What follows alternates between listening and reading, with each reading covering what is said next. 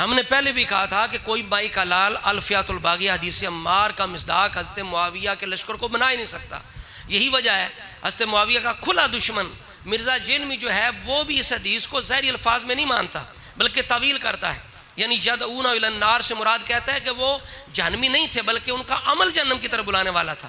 حدیث عمار میں مخالف جماعت کو دوزخ کی طرف بلانے والی کہا گیا، جبکہ اس جماعت میں ایسے صاحب موجود تھے جن کے بارے میں جنت کی بشارت آئی، مثلا مغیرہ ابن شعبہ. تو بالکل یہی ایسا ہی ہے نا، جہنم کی طرف بلانے والی ہے نا، تو جہنم کی طرف بلانے والا عمل ہے، وہ آپ کلیم کریں جہنمی ہونا نہیں ہے، یہ ذہن میں رکھیے گا. اور الفیات الباغیہ کے جو الفاظ ہیں ان کی تعویل اس کا استاد زبیر علی زئی کرتا ہے کہ یہاں وہ بغاوت ظلم کے معنی میں نہیں ہے بلکہ بغاوت اجتہادی ہے. پھر قرآن کی آیت پڑھ کے حجرات کی اس کی تعویل کرتا ہے.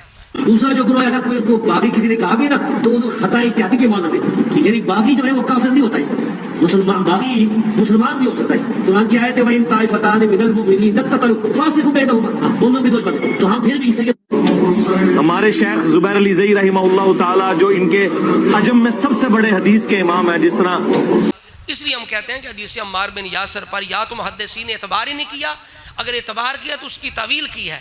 تو لہٰذا مرزا جیلمی کو بغض معاویہ کا مرض لائق ہو چکا ہے جبکہ یہ خود بھی اس حدیث کے اندر تعویل مانتا ہے.